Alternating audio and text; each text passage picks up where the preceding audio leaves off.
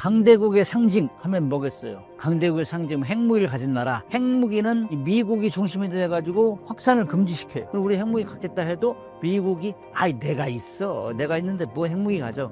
그래서 핵 확장 억제라는 걸 지원해 주는 거예요, 미국이. 그렇기 때문에 우리는 거기 핵무기는 핵무기대로 의존을 하고 미국의 핵무기에 의존을 하고, 그러면 차선책이 뭐냐? 그래서 가지려고 하는 게 핵추진 잠수함이에요. 예산만 정확하게 부어주면은 향후 안에 만들 수 있다. 신산당 시청자 여러분 반갑습니다. 새해 복 많이 받으시고요.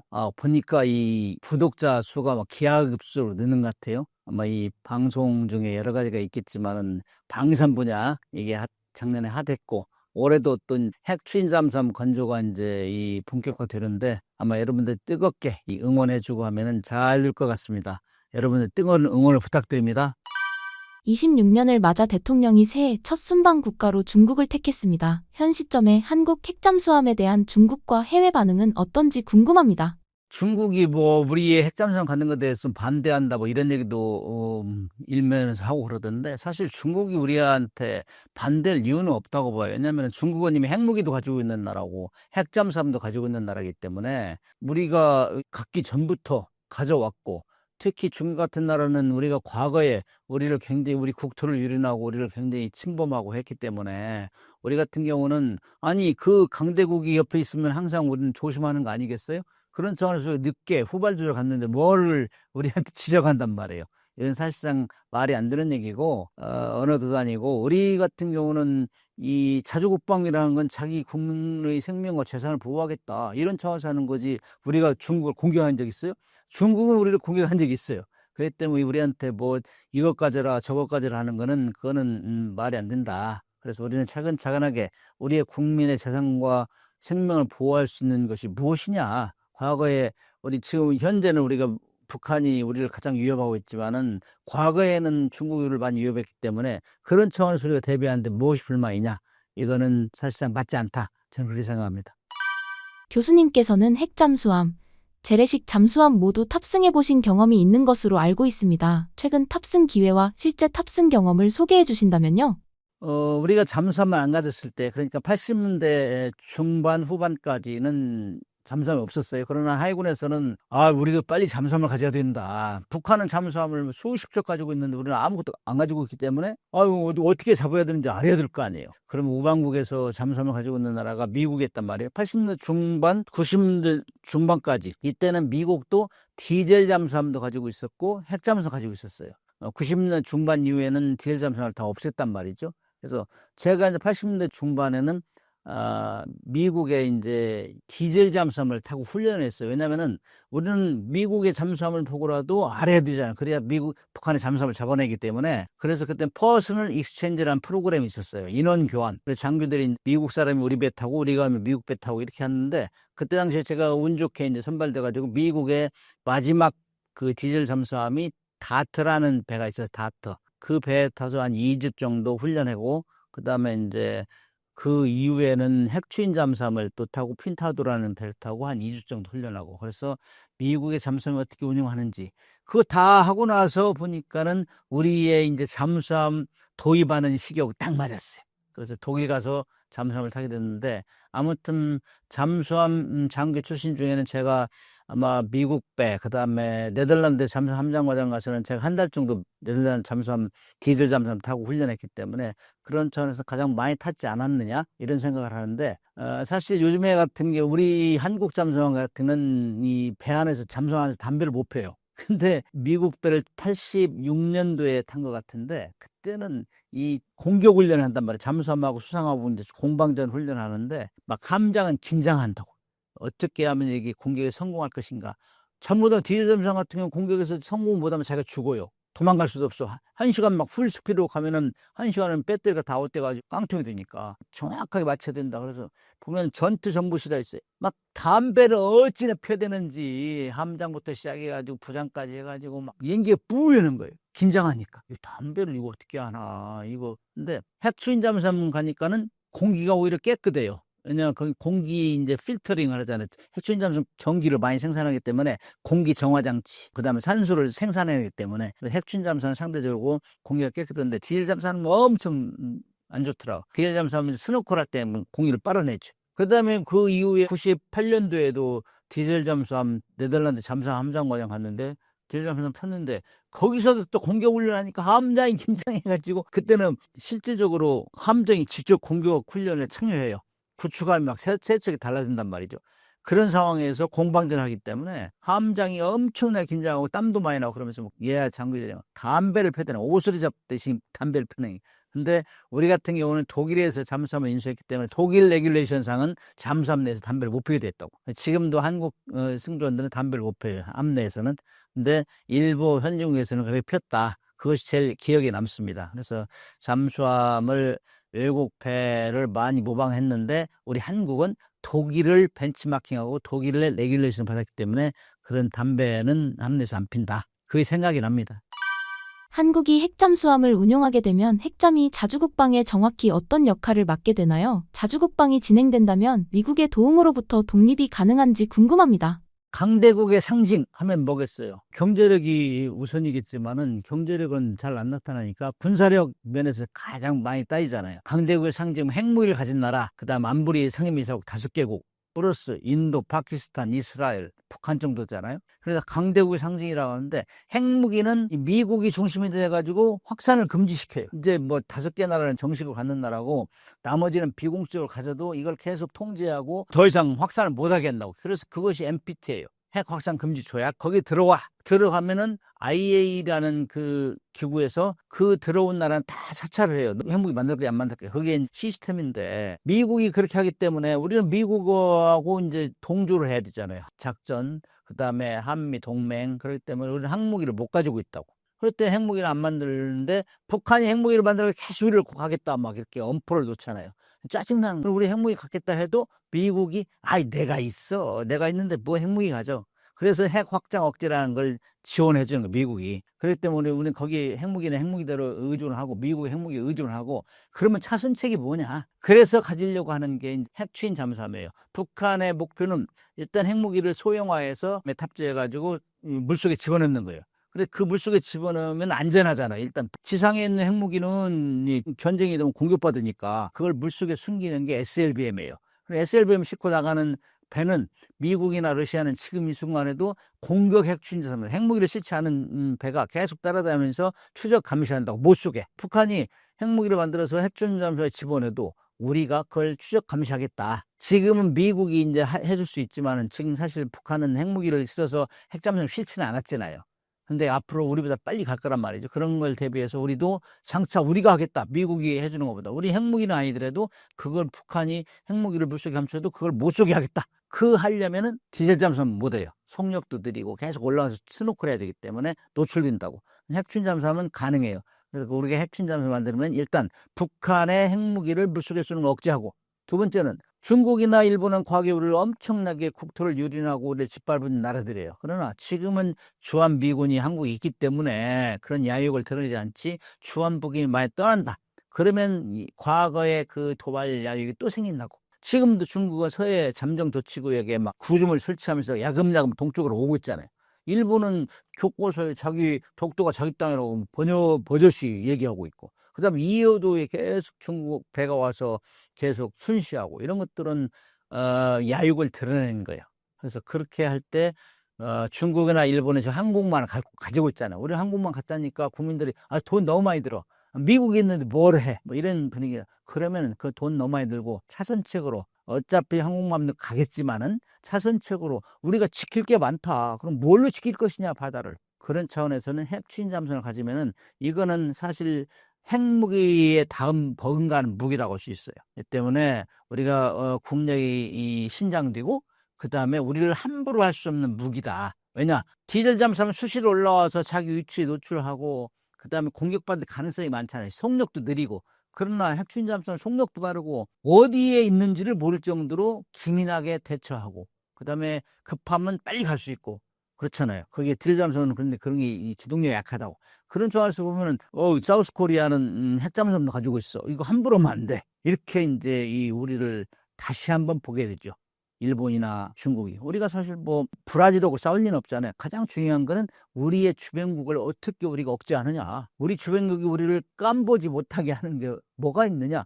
바다에서는 핵추진 잠수함이 가장 베스트다. 그 가성비가 뛰어나다. 그런 차원에서는 우리가 가져야 된다는 걸 이번에 이제 트럼프 대통령한테도 이제 얘기했고, 트럼프 대통령 동의를 했잖아요. 그리고 우리 안보뿐만 아니라 당신네 안보에도 필요하다. 당신 뭐 그 미국에서도 항상 트럼프 대통령 국방부 줄여라 하는데 우리를 지켜준다는 것도 이제 많은 병력이 와야 되니까 우리가 전방에서 하면은 중국도 억제하고 그다음 북한도 억제하면 우리가 우리의 도움도 되고 당신네 도움 될 거 아니냐. 이걸 만인 앞에서 얘기를 한 거예요. 그래서 에이펙 정상회담에서 얘기를 했기 때문에 미국도 동의를 했고, 그렇기 때문에 미국도 인정한 전력이다 이거죠. 그래서 이제 앞으로 차근차근 준비해가지고 가면은 이건 해군력에서 급격하게 유력이 올라가는 것이고, 그다음에 주변국에서 우리 함부로 할 수 없다. 이런 차원에서는 굉장히 의미가 크죠. 현재 핵잠수함 건조는 어떤 단계에 있으며 단계상 26년에는 어떤 과정을 거치게 되나요?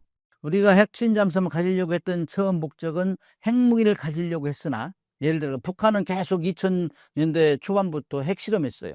그럼 핵실험하면 그거는 궁극적으로 소형화해서 물속에 집어넣을 것이다. 우리가 핵무기는 만든다 하니 미국에서 내가 해줄게 핵무기를 했기 때문에, 그러면 차선책이 뭐냐? 그래서 우리가 순위부에서 그러면 핵잠수함을 만들어 가지고 그걸 근본적으로 차단하자. 뭐 마양도 가서 뭐 봉쇄를 한다든지, 그렇게 하려면 디젤잠수함 부족하다 해서 시작은 했어요. 그러나 이제 핵잠수함엔 핵연료가 들어가죠. 핵연료는 국제법상, 그러니까 IAEA나 NPT, 한미 원자력 협정 이런 데서는 군사적으로는 사용 못하게 됐어요.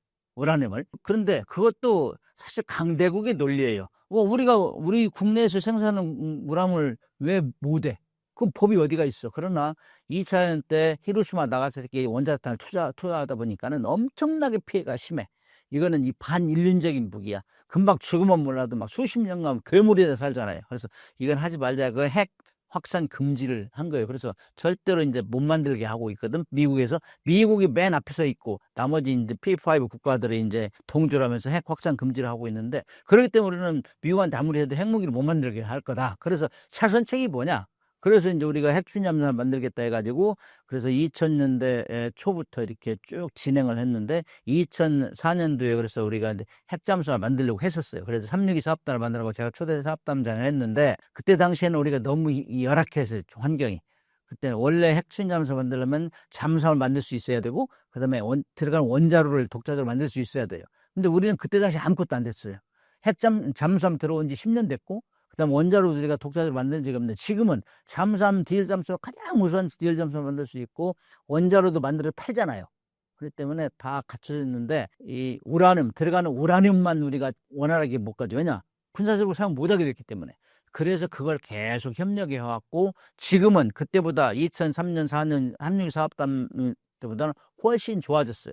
그다음에 지금은 뭐 브라질이나 호주도 미국이 이제 용인하고 있잖아요. 그래서 사실 국제 원자력계는 미국이 주동이 돼서 NPT, 뭐 NS 이런 거 다 만들어서 그 질서를 유지하고 있다고. 그런 와중에서 거기는 했고 우리는 안 되느냐, 이런 것도 하나의 원자력 교육의 성숙된 면이 있고, 그다음에 이제 북한이라는 나라가, 특히 우리 맞닥뜨리고 있는 북한이라는 나라가 계속 핵무기를 소형화해서 핵잠수함에 집어넣고 있잖아요.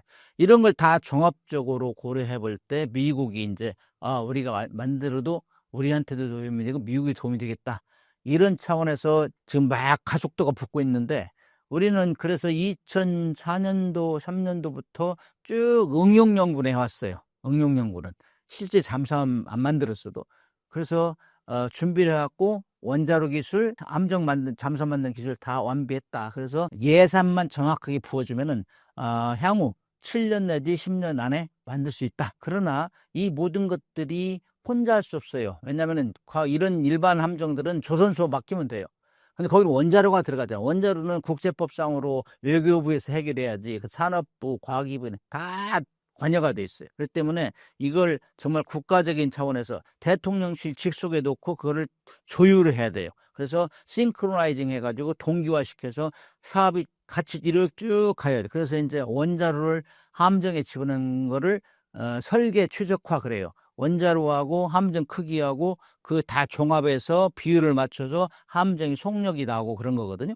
그렇기 때문에 그런 것들을 쭉 해서 잘 할 때 문제없이 그야말로 핵추진 잠수함 사업단이 구성돼서 그다음에 오케스트라의 지휘자같이 쫙 조율하고 쭉 나갈 때 예산을 정확히 요구하는 대로 해줬을 때 7년 내지 10년 내에 첫 번째 잠수함이 나올 수 있다. 저는 그렇게 예상을 합니다. K조선의 마스가 프로젝트가 한미동맹을 강화하는 새로운 축이 될 수 있을까요? K조선의 마스가 프로젝트는 요즘 핫 워드죠. 그래서 작년부터 이제 줄기차게 한미 간의 이제 협력이 어떻게 이루어지느냐 국민적 관심도 많고, 그 다음에 특히 미국이 안절부절하고 있어요. 지금 중국하고 그 해군력에서 비교를 하면은, 해군력 비교할 때는 총 톤수하고 그 다음에 함정 척수, 이게 이제 비교가 되네요. 총 톤수에서는 미국이 많아요. 2배 이상 많은데 함정 척수에서는 중국이 이미 2015년, 20년에 따라 먹었어요. 추월해 버렸어요. 그래서 지금은 뭐 전투함정이 중국이 한 370여 척, 미국이 한 297척 이 정도 통상 얘기하는데, 전쟁을 하면은 성능도 좋고 위력도 파괴력도 있어야 되지만은 숫자가 많은 것 중요하잖아요. 싸움 하다 보면 많이 살아남아야 이기잖아요. 그렇기 때문에 그런 것 때문에 굉장히 가속화해요. 중국한테 우리가 떨어졌단 말이야. 재건하자. 조선업을 재건하자 시키는데, 그 존스법하고 막 번스톨레번슨법, 자기들이 만드는 법 때문에 자승자박한 거예요. 그리고 뭐 기술도 낙후돼 있고 기술자도 노령화돼 있고 다 떠나고, 그래서 이거를 어떻게 할 거냐. 예, 큰일 났다. 태평양 전쟁이 일어나면, 해전이 일어나면 우리가 지겠다, 이런 절박한 심정에서 둘러다 보니까 일본하고 우리하고 우방국인데 한국이 제일 잘하고 있거든. 그래서 우리한테 이제 협력을 구하자. 그래서 이제 우리가 관세 협상할 때 3,500억 불을 지원하면서 1,500억 불은 조선 재건을 위해서 우리가 투자하겠다. 그렇게 해서 Make America Great Again 해가지고 마가에다가 S 쉽빌딩을 붙여, 마스가를 붙여가지고 히트를 친 거잖아요. 그래서 미국은 우리의 도움을 절실히 요구해요. 그럼 우리는 이렇게 하려면은 미국에서 우리가 투자한 만큼 우리 반대급부를 달라. 이런 것들이 막 작용했기 때문에 미국에서 이번에 핵추진 잠수함도 동의를 했고, 그 다음에 우리가 이제 또 하나 중요한 거는, 그렇게 할지라도 우리의 조선업 기업들이라는 거는 투자를 하면 예상을 해야 될 거 아니에요. 어떤 게 이제 우리한테 이익이 올 거다 예상을 해야 되기 때문에, 미국의 투자를, 조선업 투자를 어떻게 할 것이냐, 함정 여기서 만들어서 갈 거냐, 부품을 여기서 만들어 갈 거냐, 미국에서 할 거냐, 이런 여러 가지를 다 따져가 예측 가능한 이 사업이 돼야 돼. 그러려면은 제가 항상 SCG를 만들어라. 미국이 우리를 핵 확장 억제를 해서 NCG를 만들었잖아요. 뉴클리어 컨설턴트 그룹을 만들었잖아요. 그래서 미국이 주도해가지고 우리를 북한의 핵 위협부터 보여주겠다 이건데, 우리는 SCG를 만들어서 Shipbuilding Consultative 그룹을 만들어라, 제 의견이에요. 이걸 만들어가지고 우리가 주도해라. 이제 우리가 미국을 도와주면서 우리도 서로 이익을 공유하고, 미국은 배를 건조해가지고 중국을 억제하고, 이런 거를 주고받기를 해라. 그렇게 하지 않으면은 왜 우리가 미국을 도와주면서 조선업을 하면서 미국의 법과 제도와 규정을 따라야 되느냐. 우리하고 비슷하게 양국의 공익 이익이 될 수 있도록 하려면은 SCG 조선협력체를 만들어서 긴밀하게 토의하고 투자 방향과 속도를 조절해라. 이게 제 생각이고 아마 그렇게 하고 있을 거예요. 저 대통령 청와대에서도 그런 방향으로 하지 않으면은 미국 우리 도와주기만 하고 우리는 얻는 게 없다 그러면 국민들이 신경질 나죠. 그래서 그런 차원에서 저도 유튜브나 이 방송에 나와서 많이 얘기했는데 그렇게 진행되고 있어요. 지금 많이 잘 하고 있는 것 같아요. 핵잠수함 보유국 한국은 앞으로 어떤 북한의 위협에 대응할 수 있나요? 우리 국민들이 많이 걱정하는 것 중에 하나가 이제 북한의 핵무기잖아요. 그거는 이 미국이 핵무기는 억제해주겠다. 그래서 핵 확장 억제 정책을 계속 적용하고 있고 훈련도 하고 있어요. 그러나 우리가 핵무기는 만들지 못해도 북한이 핵무기를 소형화해서 핵잠수함에 집어넣고 있다니까, 우리가 핵잠수함을 만들어서 그걸 이제 커버하겠다. 그런 걸로 지금 추진하고 있잖아요. 그래서 핵잠수함을 보유해가지고 북한의 가장 위협적인 거는 핵무기를 핵잠수함 싣고 이제 나갔단 말이에요, 바다로. 그럼 그걸 우리가 막을 수 있다는 얘기죠. 그래서 미국이 해줘야 되는데 미국의 이제 핵잠수함이 그런 여유가 없어요. 지금 수리도 제대로 안 되고 그다음에 숫자도 부족해요. 그래서 그걸 우리가 직접적으로 하겠다. 그 다음에 또 한 가지는 대주변국을 억제할 수 있는 이런 무기가 될 수 있잖아요. 우리가 핵추진 잠수함은 은밀성이 뛰어나고 오랫동안 물속에 있어 은밀하기 때문에 디젤 잠수함보다 훨씬 기동성도 좋고 해서 대주변국도 억제할 수 있고, 그 다음에 우리가 디젤 잠수함을 만들어 가지고 지금 세계 최고 수준으로 가기 때문에 캐나다 수출이나 뭐 이런 데 같이 경쟁을 하고 있단 말이에요. 베스트로 미국, 독일과 같이.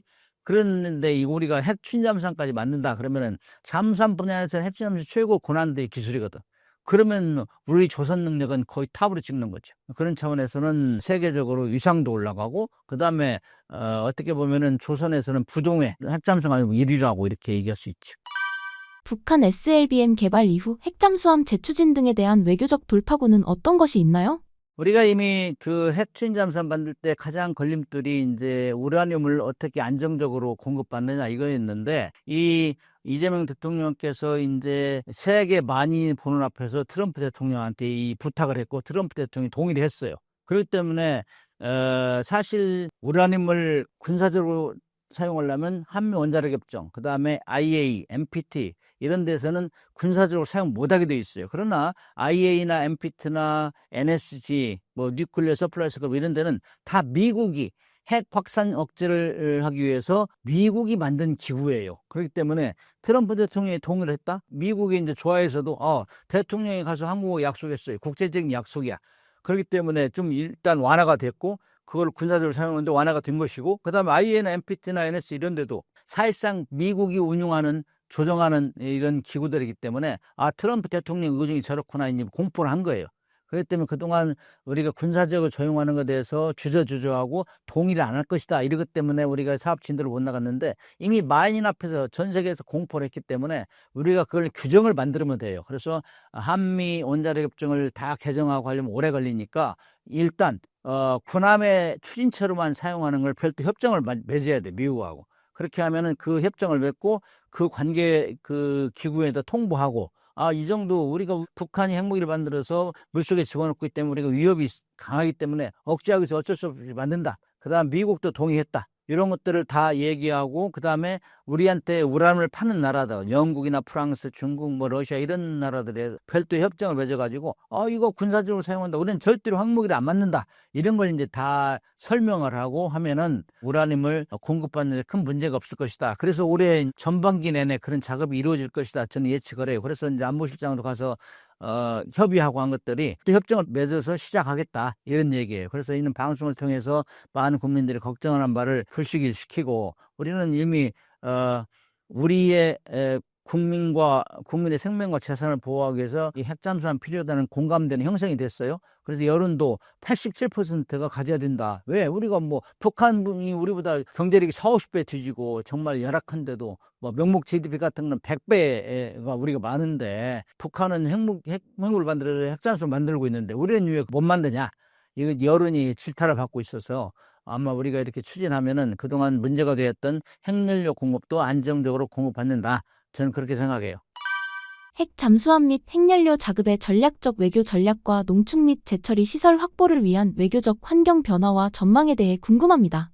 핵추진 잠수함을 위해서 연료 공급받는 문제는 트럼프 대통령이 동의를 했고, 그다음에 국제기구도 움직일 것이다. 이 긍정적으로 보고, 그다음에 향후에는 농축 및 재처리를 우리가 시설을 획득해야 돼요. 왜냐면은 우리가 그 시설이 없으면은 다 사와야 돼요. 농축 우라늄을. 그러면 다 사오는데 만약에 국제관계라는 거는 금방 틀어질 수 있기 때문에, 뭐 영국이 또는 프랑스가 우리한테 판다고 했다가 안 팔아. 그러면 핵잠수함 움직일 수가 없잖아요.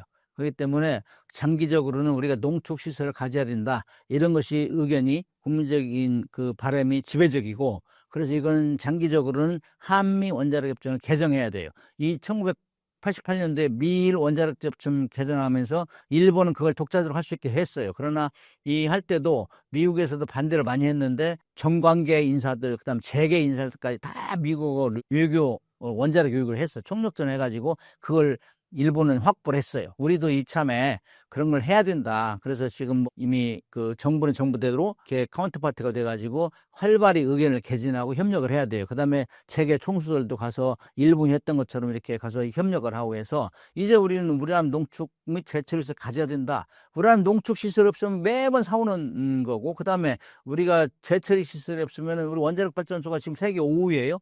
그 많은 재처리를 안 하면은 재처리는 돈도 다 줘야 되고, 보관하는데 돈도 들고, 포화 상태고, 이런 불만이 많잖아요. 그래서 이제는 우리가 원자력 주권을 확보해야 된다. 이런 얘기가 지배적이에요. 국민들이 하자면 하는 거예요, 원래.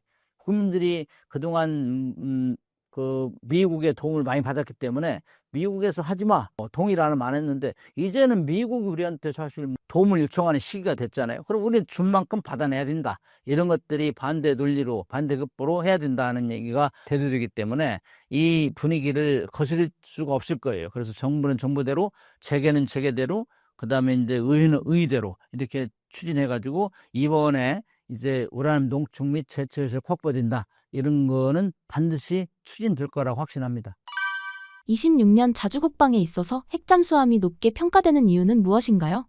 그동안 이제 핵 얘기 들어가면 그냥 터부시했어요. 이거는 뭐 핵 얘기 들어가면 공무원들은 얘기를 안 했어. 왜냐, 뭐 잘못하면 진급도 안 되고 다른 데로 발령 내고 이게 엄청나게 셌기 때문에. 그러나 우리가 이제 국력이 커왔고 그다음에 세계 10대 강국이잖아요. 이제는 목소리를 댔다. 이게 국민적인 공감대가 형성된 거예요. 왜 우리가 원자력 주권도 확보 못하고 있느냐? 일본은 했는데 1988년도에 왜 우리는 못하냐? 이런 건 막 질타를 하고 있다고. 그렇기 때문에 그렇게 되면은 이제 우리가 핵 트윈 잠수함도 갖고 그다음에 원자력 우라늄 농축 및 제철시설도 갖고 그러면은 이거는 엄청난 진보라고 할 수 있어요. 사실 대통령 정부마다 다 노력은 해왔어요. 안 한 건 아니에요. 그러나 이렇게 노골적으로 합리적으로 그다음에 주고받는 외교를 하면서 이렇게 공식적으로 얘기한 거는 이재명 정부가 처음이에요.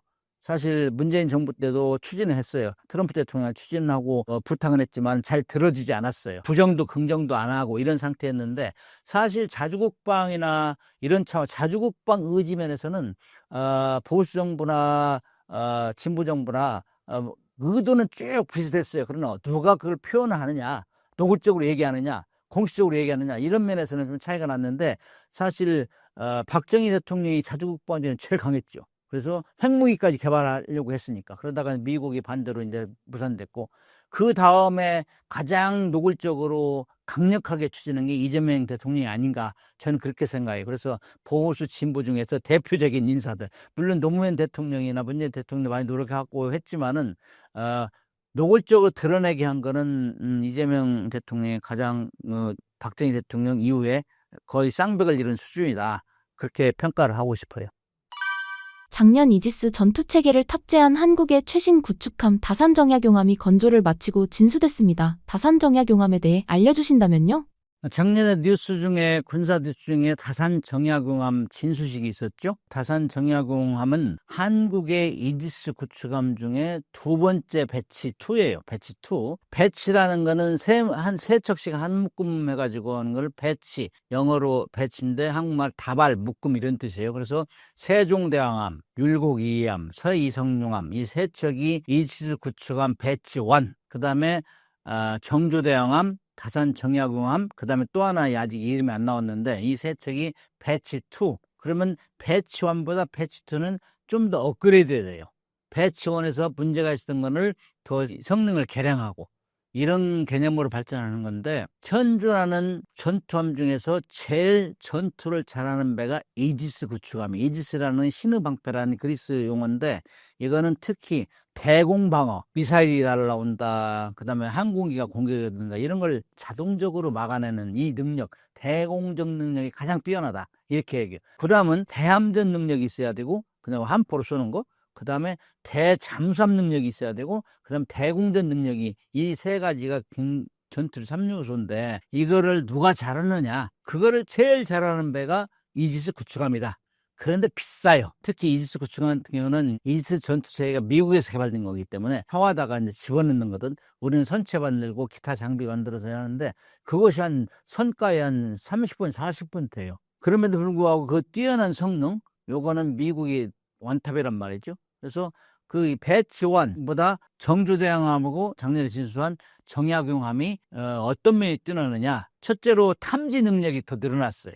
그리고 전투체계는 계산을 하는, 머리로 계산하는데 이 계산 속도도 빨라지고, 그러니까 컴퓨터, 쉽게 말하면 컴퓨터가 좋아졌다는 얘기죠. 그 다음에 배치 1에서는 SLBM, ICBM을 탐지하고 요격하는 능력이 없어요. 탐지는 하는데 요격하는 능력이 없는데 배치 2, 정약용함은 그걸 요격하는 능력이 있어요. 그럼 그거는 왜냐면은 전투체계의 모델이 달라진 거예요. 첫 번째 배는 7R을 썼는데, 베이스란 7R 썼는데 두 번째 이 배치2 정예공업은 9C2를 썼어요. 전투체계 성능이 업그레이드 됐다는 얘기. 그렇기 때문에 많이 탐지하고 멀리 탐지하고 그다음에 ICBM까지 요격할 수 있고 그다음에 거기다가 플러스 해가지고 SM 첫 번째 배치1에는 SM2까지 170km까지 막아내는 대공 능력이 있었는데 여기에는 SM6하고 SM3까지 실을 수 있어요. 배치2 그러니까 정예공 하면은 그러니까 요거는 탐지 거리가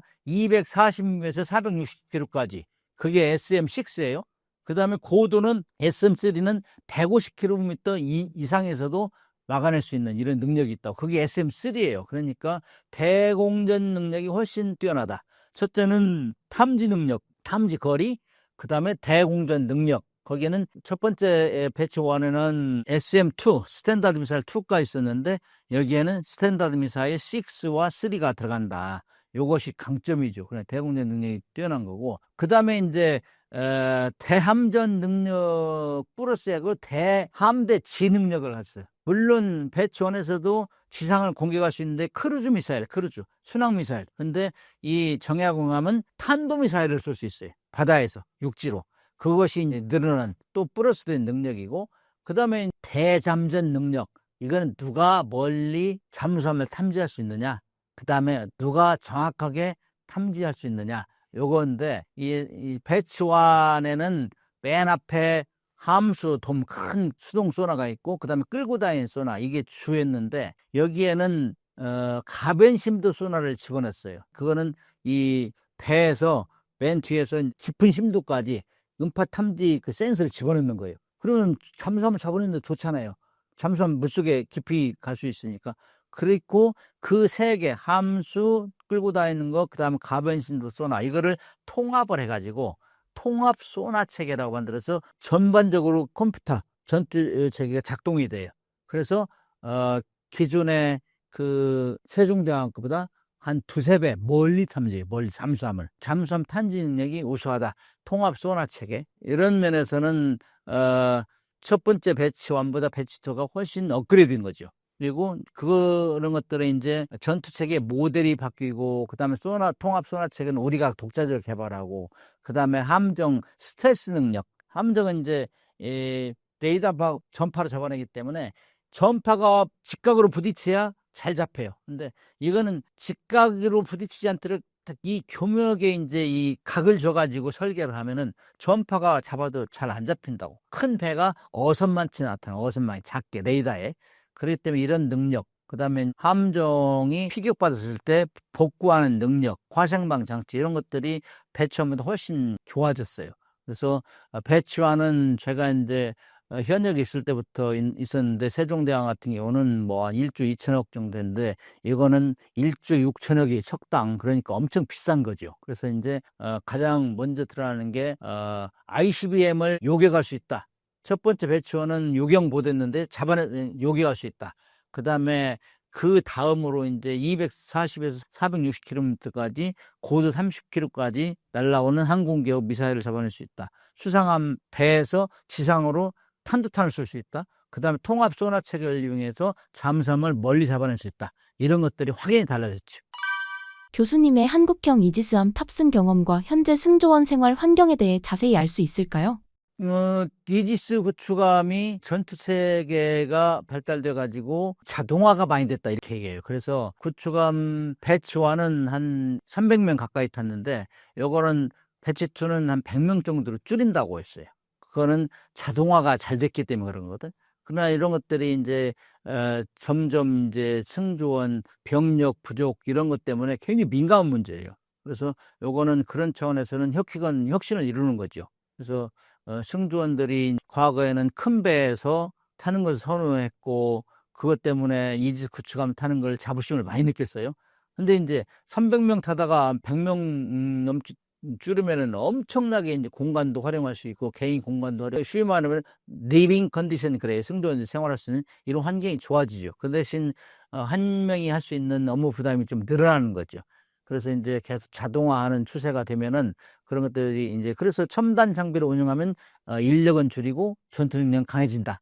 이런 차원으로 이제 가는 거고 그래서 이제 어떻게 보면은 지금 병사들이 없어가지고 지금 부사관 간부들이 이 시범적으로 운영한 배인데 아마 그런 거 이지스쿨감이 조만간에 병사가 없고 이제 간부들이 다 하지 않을까 그런 생각을 해요.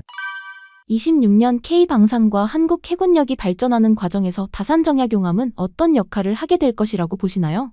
이 다산 정약용 조금 전에 언급했지만은 이 배는 이제 배치 2에서 또 하나 지금 신세 만들고 있으니까 이런 것들이 되면은 수상 전투함 건조 능력에서는 거의 미국과 일본과 우리 셋이 3파전이란 말이에요. 그 중에서도 두 배치 2를 통해서 거의 미국의 대등 또는 우위 분야가 있어요. 그렇게 되면은 수상 전투함도 그동안은 호위함 정도로 우리가 수출했는데 호위함을 떠나서 이지스 체계도 이제 우리가 독자 개발, 한국형 이지스 체계를 개발해가지고 이제 팔 수 있는 그런 환경이 조성되는 거죠. 그래서 지금 러시아 우크라이나 전쟁 때문에 지상 공군 무기가 많이 팔렸잖아요. 해난 저축, K2 전차, 그다음에 F-50 공격기 많이 팔렸는데 이제 중국이 계속 태평양에서 으르렁거리면서 미국과 맞닥뜨리고 있고 대만 문제, 남사군도 문제 이런 것 때문에 이제 각국에서 인접 국가에서는 배를 많이 살려고 해요. 그런 차원에서 우리가 뭐 이지스 구축함이면 가장 정교하고 뛰어난 그 전투체가 있기 때문에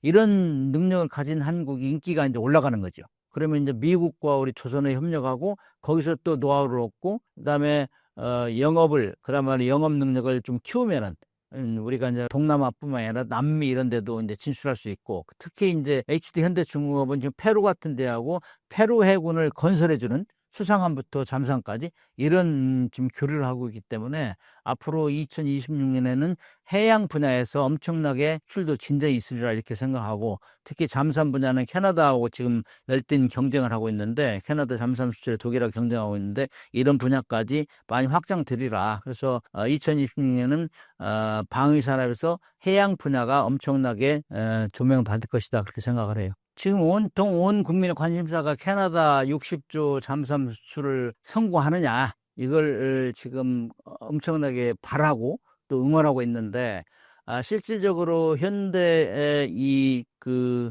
무기가 잠수함 분야, 이 이지스 구축함 분야 여기에 많이 집중되는 이유는 전투력에 출중하기 때문에 그런 거거든요. 그런데 캐나다 같은 경우는 그동안 미국에 많이 의존해 왔었어요. 그런데 이제 독립적으로 북극해도 개발하고 태평양으로 진출하겠다 이런 야욕을 품고 있기 때문에 미국으로부터 독립을 어떻게 할 것이냐. 그 중에 제일 먼저 하는 게 잠수함이란 말이에요.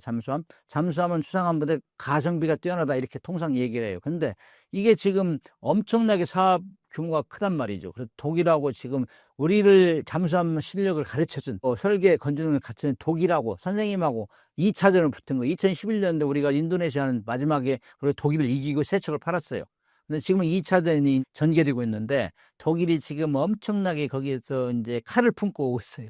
그래서 지난번 폴란드에서도 우리가 같이 경쟁했는데 우리하고 독일 다 떨어지고 스웨덴이 합격한 거는 지금 트렌드가 어떤 무기를 살 때 함정이나 뭐 포 뭐 이런 걸 살 때 그 성능하고 뭐 가성비 이런 것보다는 그거를 삶으로써 어떻게 반대급부를 얻어가느냐 이거 지금 초점이 맞춰요. 그걸 절충교역이라고 그러는데 우리가 캐나다 60조 원을 사면 60조의 상당을 우리가 반대적으로 해줘야 돼요. 뭐 사회 간접시설 해준다든지 조선 능력을 보강해 준다든지 뭐 에너지를 사준다든지 함정 수리하는 능력을 해준다든지 이런 걸 해줘요. 특히 이제 스웨덴 같은 경우는 그 방산 협력을 엄청나게 한 것 같아요. 그래가지고 저 폴란드하고 그렇게 하면서 뒤집어졌잖아요. 그 잠수함 성능은 뒷전, 나머지는 어떻게 산업 경제적으로 협력할 것이냐 여기에 초점이 맞춰서 결국에는 스웨덴이 됐는데 스웨덴에서는 방산 협력도 해주고 뭐 에너지 문제 그다음에 여러 가지 뭐 다방면에서 정부가 개입해주고 이렇게 해가지고 결국에는 스웨덴인데 그거 보고 지금 우리가 긴장하고 있어요. 우리가 잠수함 성능이나 가격이나 이런 것들은 독일하고 대등해요. 대등. 우리가 한번 이겼기 때문에 대등 소위하고 그런데 지금 독일이 그걸 위해서 엄청나게 노력하고 있어요. 지금 뭐 장관, 대통령, 캐나다 장관이 왔다 갔다. 그 전에 총리도 왔다 갔다 해요. 총리도 왔다 가고. 그건 독일에는 부지기수로 왔다 갔다 하고. 그러나 그거 가지고 지금 하는 거는 잠수함 성능은 뒷전이다. 이제 어떻게 캐나다의 산업 경제적임을 지원할 것이냐. 여기에 지금 초점이 맞춰져 있어요. 그래서 온 국민이 총력전을 다하지 안 된다. 그런 저 아이디어. 독일하고 어떻게 차별화할 것이냐. 독일은 에너지 분야, 뭐 함정 수리 정비 분야, 그다음 북극해 개발 다 해주겠다. 우리가 거의 비슷해요. 비슷한데 그거를 누가 잘할 것이냐. 누가 캐나다가 진짜 속내가 뭐냐. 이것이 지금 관심사예요. 그래서 정부는 정부대로, 기업은 기업대로 그걸 막 알려고 노력하고 있고, 거기에서 정말로 그 백지 한 장 차이가 되면은 이 불투명한 거예요. 그래서 확실한 차별화가 될 게 뭐냐, 이거 가지고 계속 지금 교류를 하고 있어요. 그래서 제가 볼 때는 정말 캐나다가 원하는 획기적인 걸 하지 않으면 안 된다. 예를 들면은 캐나다의 또 다른 마스가 같이 조선업을 확 키운다든지, 캐나다가 지금 뭐 자원도 풍부하고 인프라도 어느 정도 있는데 그 붐이 아니라요, 붐이. 그동안 하도 미국에 의존해갖고 뭐 저기 인접 국가가 별로 없잖아요. 그러나 이제 드디어 북극의 개발이 본격화 되면은 캐나다 바빠지거든. 그럼 함정 소유도 필요하고 수리도 해야 되고, 그 다음에 그런 것들을 위해서는 우리하고 그야말로 우리 빅3 선수 있잖아. HD 현대, 하나오션, 그 다음 삼성, 중국, 이런 데는 정말로 굴지의 회사들이거든. 이거는 조선업에서는 그야말로 탑 클래스이기 때문에 우리가 그 캐나다 조선 능력도 키우고 하면서 제2의 미국에서 제2의 캐나다를 이렇게 조선을 도와주면은 어찌 될까? 저는 개인적으로 그렇게 생각해요. 그래서 독일하고 완전히 차별화할 수 있는, 독일이 못하는 걸 해서 캐나다의 경제적 붐을 일으킨다? 이런 차원으로 어떤 흐름이 가면은 가능할 것 같은데, 그렇지 않으면은 쉽지 않아요, 지금. 독일이 워낙 오랫동안 공을 들여놨기 때문에. 그리고 독일은 지금 나토 국가, 뭐다, EU, 캐나다는 EU 국가는 아니잖아요. 근데 나토에 편입돼 있기 때문에 나토하고 EU하고 이걸 총공세해가지고 그 세이프 자금 그런 것들을 다 캐나다, 너희들 도와줄게 하고 뭐 금전적으로 금융적으로 도와주겠다는데, 그러니까 다 하고 있고, 최근에 들어서는 뭐 어류를 잠수함에 들어가는 중어류까지 개하겠다 이런 얘기 나오니까 지금 국민들이 허탈해하고 있어요. 그러나 그거를 뒤집을 만한 뭐가 있어야 되는데, 그래서 정부, 민관, 군, 산, 하견, 특히 정부가 컨sul터 해가지고 하지 않으면은 이거 이기지가 못한다. 그러나 만약에 이 어려운 모든 걸 이기고 나서 독일을 두 번째로 이긴다. 그러면 잠수함 시장은 이제 우리가 거의 석권한다 이렇게 할 수 있죠. 그래서 원대한 포부를 가지고 가야 된다. 그러기 위해서는 정말 국민들이 총력전을 해야 된다. 그렇게 생각해요. 반대로 한국이 폴란드에 장보고함을 주고도 핵잠 수주에 실패한 주요 원인은 무엇인가요? 조금 전에 잠깐 언급했지만 폴란드에는 그야말로 독일이나 우리는 잠수함 성능, 그다음에 후속 군수 지원, 그다음에 교육원의 시스템 이런 거 가지고 잠수함에 주로 포커스를 맞췄는데, 실질적으로 폴란드가 원하는 거는 경제적인 반대급부였다. 그리고 방위 산업을 키우고, 그다음에 이제 경제적으로 어떤 이득을 줄 것인가, 뭐 이런 것들. 그다음에 우리가 뭐 잠수함 제의할 때도 우리가 이제 잠수함 장보고함 줄 테니 수리해서 가져가라. 그리고 뭐 한 700억 정도 수리비가 예상했다고 그래요. 그러나 그거를 능가하는 제의를 했어요. 스웨덴에서는 AC7이라는 최근에 이제 성능 개량 그 잠수함 두 척을 주겠다. 이렇게 했기 때문에 더 우리보다 유리하고, 그 다음에 폴란드에서 건조하고 있는 잠수함 구조함 이것도 우리가 사주겠다. 그 다음에 수리 공장도 우리가 충분히 지원해 주겠다. 이런 것들이 엄청나게 작용했어요. 그 이후에 이제 이면적으로 뭐 에너지나 뭐 이런 문제가 많이 있었다고 이제 얘기를 들었는데, 그래서 이제 잠수함의 성능 이외의 것을 우리가 경시한 게 좀 있어요. 그것 때문에 사실 독일이 되고 우리가 떨어졌으면 엄청나게 비난을 받았을 건데, 독일하고 우리가 같이 떨어졌다는 거 천만다행. 근데 그 이면에 독일 잠수함 성능은 뭐 독일이나 우리가 비등비등하니까 그 반대 이유로 떨어졌기 때문에 약간은 우리가 자유를 하는 상태인데, 아무튼 폴란드에서 떨어지니까 자라보고 뭐 놀란 것은 소뚜껑 보고 놀란다. 이게 지금 우리 국민들의 심정이에요. 폴란드는 8조 원이 있지만 이건 60조 원에 한 캐나다는 가고 있잖아요. 그래서 폴란드의 교훈을 다시금 새겨라. 이런 것들이 국민들의 주문이죠, 지금. 그렇게 안 하면 또 떨어진다는 얘기죠.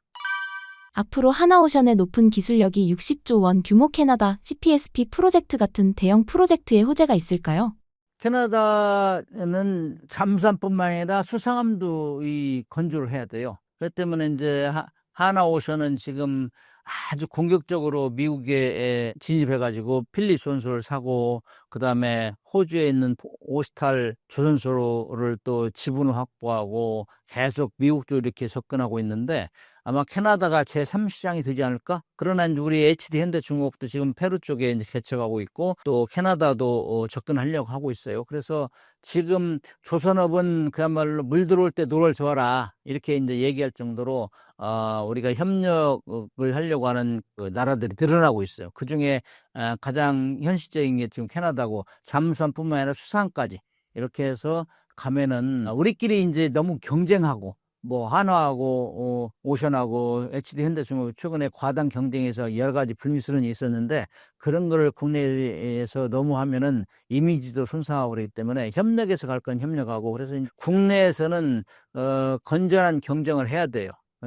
그것도 이제 물량으로 이제 일본 같이 때로는 교호로 이렇게 생산할 수 있는 물량 배분을 하고 그다음에 해외에 나갈 때는 컨소시엄을 구성해서 나가고 지금 캐나다 나간 것 같이 이런 식으로 어떻게 정리가 되지 않으면은 우리끼리 경쟁하다 끝나 이제 그런 게 굉장히 걱정이 되는데 또 삼성중공업도 대단한 존수기 때문에 이런 것들을 정부에서 이제 적절히 조정 통제를 능력을 발휘해야 된다. 그렇지 않으면 너무 우리 잘 나가는 선수 셋이 싸우다가 이제 우리가 주저앉을 수밖에 없다. 특히 캐나다 시장 같은 경우는 미국에서 제2의 큰 시장이 될 수 있다. 왜냐하면 북극해 개발하는데 캐나다가 맨 선봉에 있잖아요. 그렇기 때문에 거기에는 우리의 조선 능력을 키워가지고 같이 협업하고 또 같이 설계해서 팔고 이런 어떤 그 메커니즘이 형성이 되면은 이런 어떤 유기적인 노력을 하면은 우리가 이 함정 수출에 있어서 세계 시장을 개척하는 데 도움이 되지 않을까 그런 생각을 해봅니다.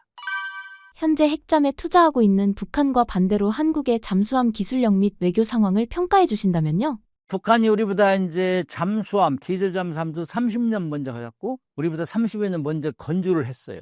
근데 우리는 후발주자지만 성능에서는 지금 우리가 압도한다 그렇게 생각해요. 왜냐하면 잠수함이나 수상함이든지 IT 기술이 베이스가 돼야 되고 그 다음에 들어가는 장비를 만드는 기술이 그야말로 선진화돼 있어야 잠수함 성능을 제대로 발휘하고 특히 소음, 진동 이런 건 대단히 중요하잖아요.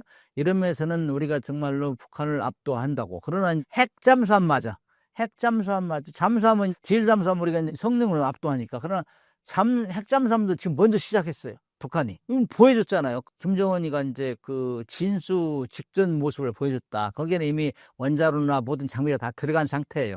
그렇기 때문에 우리는 우리보다 한참 진도가 빨리 나오고 있다. 그런데 그것이 잘 작동될지는 이제 이 퀘스천인 만큼인데 왜 그러냐면 2023년 9월 6일 날 디젤 잠수함을 개조했어요. 길이만 한 10m 들어가지고 수직 발상을 집어넣고 진수를 했다고 진수를 그래가지고 뭐 했는데 지금까지 해상 시운전을 다 못 끝냈어요. 2년이 넘도록. 우리 같은 경우는 한 1년이면 다 끝내고 실전 배치하는데 그러면은 하기는 하는데 후속적으로 그런 것들 잘 안 맞는다는 얘기예요. 그래서 북한 같은 나라는 지시하면 하잖아요. 빨리 해, 빨리 하면 하는데 핵추인 잠수함 같은 경우는 원자로하고 잠수함하고 정말 정교하게 맞아야 돼요. 그다음에 방사능 차폐 장치 이런 것들이 굉장히 고난도 기술이기 때문에 승조 옆에 자고 왔다 갔다 하기 때문에 그래서 그걸 잘 맞추지 않으면 재난이 일어날 수 있어요. 재난. 옛날에 뭐 미국이 원자력 잠수함 개발을 먼저 했잖아요. 소련보다. 소련이 그걸 따라가려다가 막 북극해 가서 뭐 빨리 하려고 막 그 룰도 어기고 규칙도 어기고 하면서 방사능이 피폭돼가 90여 명 정도가 방사능 피폭됐어요. 그래서 나온 영화가 위도우메이커. 과부 제조기 그거예요. 과부 제조기. 그래서 그런 것들이 될 가능성이 많아요. 그래서 보니까 진수를 앞두고 있는데 좌우지간 우리가 한미 협력을 해가지고 핵춘잠수를 만든다니까 북한은 보여주는 거예요. 이제 우리가 진도가 훨씬 빨리 나가고 있어. 뭐 이렇게 하는데 제가 볼 때는 물에 띄우기 직전 같은데 띄우기 직전에도 또 총 점검을 하고 있을 것이고 거기서 안 되면 띄우는 시간도 더 딜레이 될 거예요. 그다음에 띄우고 나서 해상에서 시운전하는 것도 지금 김근욱함도 아직 못 끝내고 있는데 지금 잘 되겠느냐 이것이 저희 걱정이면서도 그렇게 됐으면 좋겠어요. 뭐 돈도 없는 나라에서 계속 핵잠수함까지 만들어가지고 운용한다. 그것도 좀 웃기는 일이고 그래서 아무튼 우리가 후발주자지만 우리는 예산을 잘 반영해주고 그다음에 지원해주고 국가적에서 전폭적으로 지원하면은 우리가 뭐 그렇게 북한보다 처질 이유는 없다. 그러나 그 먼저 진수는 먼저 해도 시운전이 잘 될 가능성은 그렇게 높아 보이지 않아요. 그러나 우리가 전폭적으로 정부에 지원하고 그다음에 핵잠수함 사업단 만들어 가지고 각 부서 간에 잘 조율하고 미국이 했던 전례를 따라서 그야말로 정확하게 체크하면서 가면은 우리는 금방 따라잡을 수 있다. 그렇게 생각을 합니다. 26년 앞으로 한국의 잠수함 수주 사업은 앞으로 어떻게 진행되나요? 지금 이제 26년에 전반기 3월 2일 날까지 이제 캐나다 잠수함 제안서를 제출해야 돼요. 독일하고 둘이 이제 경쟁을 하는데 거기서 평가를 들어가면은 6월 전반기 내에 결정이 되겠죠. 그래서 독일이나 우리가 둘 중에 하나가 될 것 같은데 지금 정부뿐만 아니라 기업들과 초긴장하고 있어요. 그래서 그것이 되면은 그야말로 세계 잠수함 시장을 우리가 석권할 수 있는 저류의 기회인데 그것이 안 되면 이제 국민들한테 엄청난 손가락질 받겠죠. 왜? 호주도 일본한테 졌지, 폴란드도 스웨덴한테 졌고, 캐나다도 독일까지 지면 3연패 하잖아요. 그렇게 하면 정말 기분 나쁘죠. 국민들. 방위산업이라는 건 국민의 세금으로 이제 이루어진 건데, 이 정도 탑 클래스 갔다는 건 다 인정하잖아요. 잠수함도 베스트 독일하고 붙어가지고 지금 두 번째 붙고 있는데, 이 정도 됐으면 잠수함까지 했는데, 나머지는 그럼 뭐냐, 왜 졌느냐? 뭐, 폴란드 보니까 뭐, 기업만 잘하면 되는 거 아니대? 이런 얘기가 지금 나오고 있거든. 그럼 정부도 같이 해서 총력전을 해야 되는데, 이것이 잘못하면은 아마 국민들로부터 엄청난 원망을 받을 거예요. 그래서 지금 정부나 기업이 혼연일체가 되고 하고 있는데 아마 이런 방송을 통해서 국민이 일치 단결해야 되고 캐나다가 그야말로 총리가 무엇인지 요거를 빨리 얻어가지고 정확하게 원하는 걸 해줘야 된다. 저는 그렇게 생각하고 그다음에 2026년은 지상모기도 수출하지만은 함정 쪽이 많이 수출이 요청이 올 것이다. 구매 요청이 올 것이다. 거기에 대비해서 시장을 개척을 해야 돼요. 시장을 두루두루. 그래서 아시아 중동도 있지만은 남미, 북미 여기까지 함정 시장을 개척하면은 우리 국민들이 매우 기뻐할 것이다. 그렇게 생각을 합니다. 신사임당 구독자분들께 한 말씀 부탁드립니다. 올해도 작년에 이어서 방위산업 엄청나게 잘 진행되고 있고요. 근데 이것이 우리가 기술만 가진다고 되는 것도 아니고 이렇게 신사임당 구독자가 뭐 254만 명이 늘어났던데 이렇게 많은 사람이 응원해 주면은 우리 국민들이 낸 세금을 다시 돌려줄 수 있는 기회가 계속 이어진다. 이런 차원에서 많이 응원해 주시고요. 다시 한번 말씀드리면 올해도 복 많이 받으시고 하신 일 잘 성취하시길 바랍니다. 감사합니다.